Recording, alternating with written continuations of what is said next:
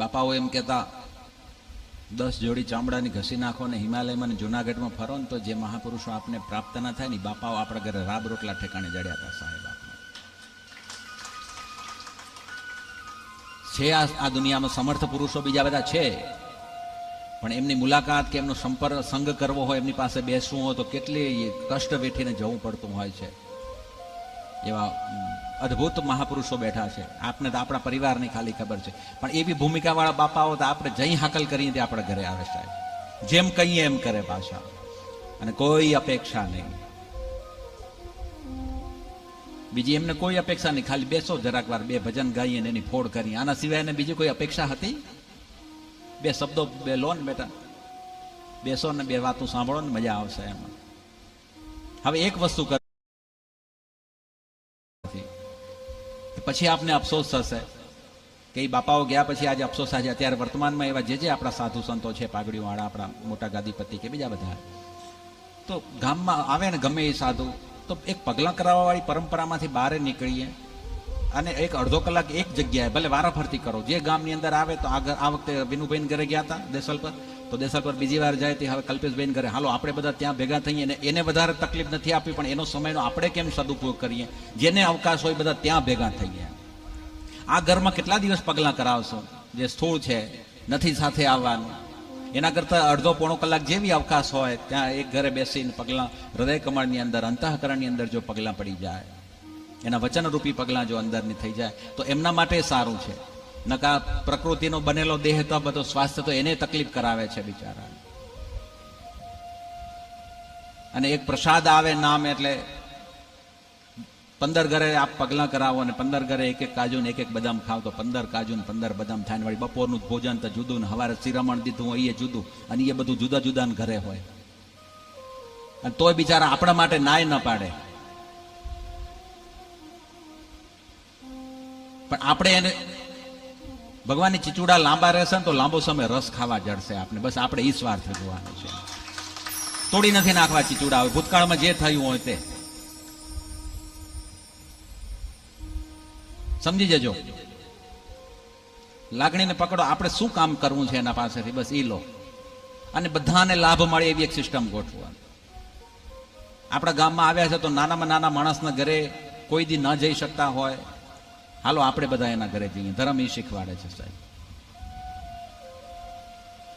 જેવી જેવી સગવડ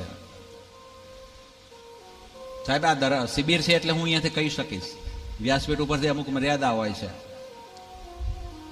પણ થોડાક આગળ પડતા હોય કે બીજી રીતે આગળ પડતા હોય તો એનું ઘર એકે વાર રહે નહીં, અને ઝીણા માણસના ઘરે કદી કોઈ પહોંચે નહીં સાહેબ. અને ઓલ્યાને જે આંતેડીમાં કકડતી હોય છે ને, અને આપ બધા સુજ્ઞજનો છો પ્રભુ, આ ધર્મની શરૂઆત અહીંયાથી થશે ધીરે ધીરે. બધાને સાથે લઈને ચાલવું છે આપણે તો, સંગે શક્તિ કલ્યો કે આમાં ધર્મ પડાઈ જશે. હો, આ બધું અમને ગુરુદેવે શીખવાડ્યું તો બોલ કઈ નહીં. મુંબઈ ને નાસિકની એક વિઝિટમાં એક જ યાત્રા એમની સાથે કરી હતી. આમ ના પાડે, પણ કે ભાડાના ફ્લેટ હોય તો એક વાર આવીએ તો એક ફ્લેટમાં રહેતા હોય, બીજી વાર આવીએ તો બીજા ફ્લેટમાં જાય. કહેશે હવે હાલો અહીંયા આ બધા ભેગા હાલનારા ફ્લેટ, એના કરતા બેહીને 2 વાતો સાંભળે તો કાંક એનું કલ્યાણ થાય. કે આ દુઃખ સાથે વડીલો ગયા છે, મહાપુરુષો બધા આપણી વચ્ચેથી છેલ્લા 5 વર્ષમાં તો આપણે ખરેખર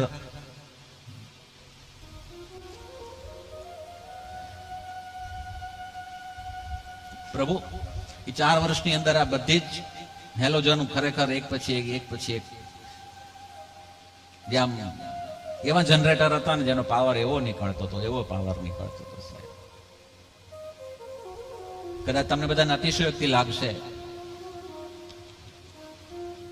પણ આવો ભગવાન, એના શરીર શાંત થયા છે, એમના વચનો ક્યાંય ગયા નથી, શક્તિ ક્યાંય નથી ગઈ.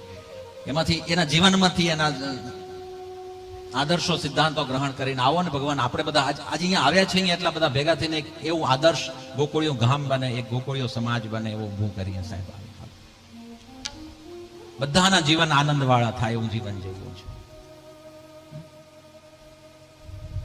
તો ગુરુને સાર્થક કર્યા કહેવાશે. ગુરુ દીક્ષા લીધેલી તો સાર્થક થશે ભગવાન. મહિને 1.5 મહિને કંઈક આવો ભેગા થઈએ, ગુરુ મહારાજના વચનને વાગોળી દરેક ગામમાં બધા આપણે મોટા મોટા સ્વામિયાણા તો ક્યારેક થતા હોય, પણ નાનું સરખું ગામ છે. એક્ઝામ્પલ રીતે ચાલો દેસલપર છે કે આન્સર છે, તો જે 5, 10, 15 મિત્રો છીએ ભેગા થઈએ, જે મહાપુરુષની વાણી આપને જેવી આવડે એવી, જે એના જીવનમાં કાંઈક પ્રસંગ બન્યો હોય એનું વાગોળીએ, તો અંતઃકરણમાં શુદ્ધતા તરફ જવાશે. ચિત્તમાં કંઈક ખોરાક તો જોઈશે ને. અને આટલું તો થઈ શકે. સંતોની અને ગુરુની તો લિમિટેશન હોય, એક મર્યાદા હોય કે ઘડી ઘડી આવા પ્રસંગો ના થાય, ઘડી ઘડી ગામમાં પધરામણીય ના થાય એમની. તો સાચી સંધ્યા શિક્ષાપત્રીમાં એ જ કીધી છે, ગોર મુખે તમે રહો રે બંદા, ઋષિવર કેરી એહી સંધ્યા, એમ સંધ્યા વંદો ઋષિવર ભાઈ, મેલો ક્રોધન કરો ઈર્ષાઈ. જય ગુરુદેવ, જય ગુરુદેવ, જય ગુરુદેવ, બોલો જય ગુરુદેવ, જય ગુરુદેવ, જય ગુરુદેવ, જય ગુરુદેવ, બોલો જય ગુરુદેવ. ગુરુના સન્મુખ રહેવું એટલે કે એના વચનનું પાલન કરવું, એ સાચી સંધ્યા છે. આ એક ખાલી અંગુલી નિર્દેશ છે આટલો ભગવાન. અને આઈ હોપ કે મારે જે કહેવાનો ભાવ છે એ તમે બધા સમજી ગયા હશો. વિશેષ તેને ગમે એટલું કહેશું તો પણ હવે સમય થવા આવ્યો છે.